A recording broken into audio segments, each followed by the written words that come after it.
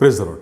આજે આપણે ઉત્પત્તિ 22મો અધ્યાય તેની 14મી કલમમાંથી પ્રભુના વચનો જોવાના છે. વચન આ પ્રમાણે છે: અને તે જગાનું નામ ઇબ્રાહીમે યહોવા યીરે પાડ્યું, જેમ આજ સુધી કહેવાય છે તેમ કે યહોવાના પહાડ પર પૂરું પાડવામાં આવશે. આમીન. આ પ્રભુનું વચન છે. ઉત્પત્તિ 22 તેની 14મી કલમ.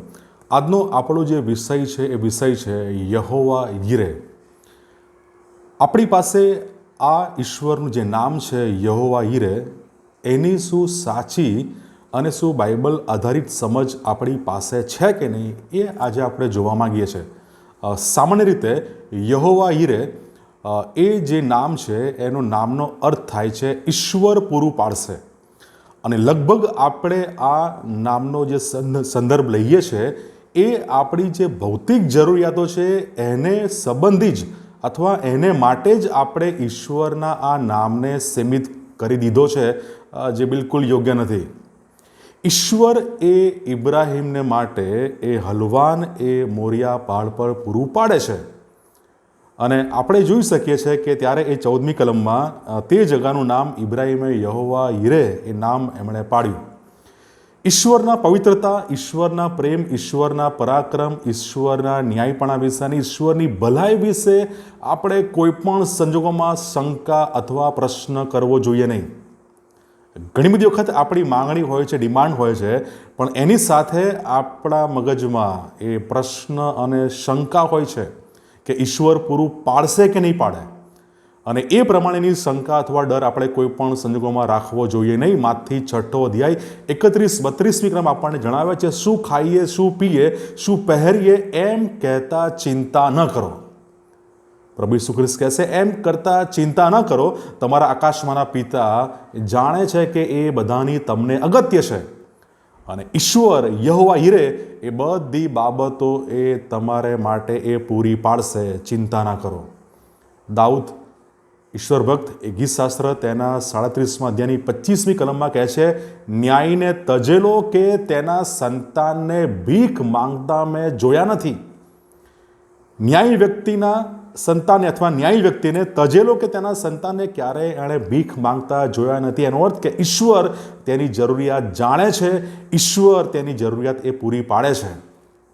યહોવા યીરે આ શબ્દનો જે હિબ્રુ ભાષામાં જે શબ્દ છે એનો અર્થ ઇંગ્લિશમાં જે થાય છે એ છે ગોડ વિલ પ્રોવાઈડ અને ગોડ વિલ સી. ઈશ્વર પૂરું પાડશે અને ઈશ્વર એ જુએ છે, ઈશ્વર એ જાણે છે, ઈશ્વર એ સમજે છે. આ એનો અર્થ થાય છે.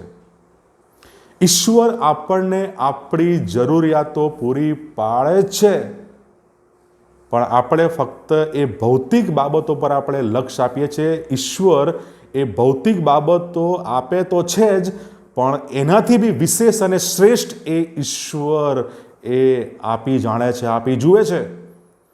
ઈશ્વર આપણને જુએ છે, તે આપણી જરૂરિયાતોની ઊંડાઈને, એની ગહેરાઈને પણ જુએ છે, તીવ્રતાને જુએ છે, સમજે છે. તે જુએ છે અને તે સમજે છે અને તે જાણે છે. અને પોતાના સર્વશક્તિમાન, પોતાના સર્વજ્ઞ, પોતાના પરાક્રમી જે સ્વભાવ છે, એમના ગુણો સાથે એ પૂરું પાડવાનું વચન પણ ઈશ્વર એ આપે છે. ઈશ્વરે મોરિયા પહાડ પર ઇબ્રાહીમની જરૂરિયાત જોઈ. ઈશ્વરે એ મોરિયા પહાડ પર ઇબ્રાહીમની જરૂરિયાત એ સમજી અને ઈશ્વરે એ જરૂરિયાત એ પૂરી પાડી. તે જ રીતે આપણા સંદર્ભમાં જોઈએ તો આ બાબત વધસ્તંભ પર ઈશ્વરે આપણી સમગ્ર માનવ જાતની મૂળભૂત જરૂરિયાતને જોઈ અને એ જરૂરિયાતને પૂરી પાડવાના અંતિમ કાર્ય તરફ તે આગળ પણ વધ્યા અને ખ્રિસ્તમાં એ બાબત ઈશ્વરે એ પૂર્ણ કરી. ઈશ્વરે આપણા પાપમાં, આપણા પાપી જીવનમાં, આપણા પાપી સ્વભાવમાં, આ પાપી જગતમાં આપણી મહાન અને સૌથી અગત્યની એ જરૂરિયાત જોઈ, એ માંગણી એમણે જોઈ. અને ફક્ત જોઈને એ સમજ્યા અને તેમણે ખ્રિસ્તના પ્રાયશ્ચિત, શુદ્ધિકરણ અને ન્યાયપણાની આપણી જે મૂળભૂત જરૂરિયાત છે એ મૂળભૂત જરૂરિયાત, એ મહત્ત્વની જરૂરિયાત, એ મહત્ત્વની માંગ એમણે જોઈ કે આ મનુષ્ય જાતને પ્રાયશ્ચિત, શુદ્ધિકરણ અને ન્યાયપણાની એમની બહુ જ મોટી જરૂરિયાત છે. તે જરૂરિયાત, એ માંગ ઈશ્વરે જોઈ અને તે પૂર્ણ કરવાનું વચન આપ્યું અને ખ્રિસ્તમાં એ બધી બાબતો ઈશ્વરે એ પૂર્ણ કરી.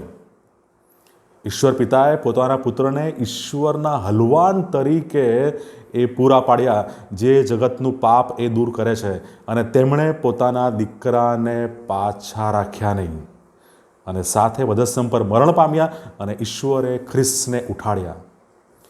યહોવા યીરે એને આપણે ફક્ત આપણી ભૌતિક જરૂરિયાતો પૂરી પાડવાના સંબંધમાં એ ઈશ્વરના નામને આપણે ના લઈએ, અને એના પૂરતું જ આપણે સીમિત ન રાખીએ. એથી વિશેષ ઈશ્વર એ આપણા સારું, આપણા માટે એ કરે છે, કરી રહ્યા છે અને કર્યું હતું. આપણી ગમે તે જરૂરિયાત હોય ઈશ્વરની સમક્ષ એ મૂકીએ. રોમન 8મો અધ્યાય 32મી કલમ આપણને જણાવે છે, જેમણે પોતાના દીકરાને પાછો રાખ્યો નહીં, પણ આપણ સર્વને માટે તેને સોંપી દીધો, તે કૃપા કરીને આપણને તેની સાથે બધુએ કેમ નહીં આપશે. આ રોમન 8 અને 32 આજે આપણને જણાવે છે કે જેણે પોતાના દીકરાને આપણા માટે એમણે પાછો રાખ્યો નહીં, એ પાછો રાખ્યો નહીં પણ આપણા માટે એને સોંપી દીધો, તો આટલું બધું જો એ બલિદાન કરી શકતા હોય, બલિદાન આપતા હોય, તો તે આપણા માટે એ બધું જ કેમ નહીં કરે. પ્રભુ આ વચનો શીખવા સમજવા આપણા દરેકની સહાય અને મદદ કરે. God bless you.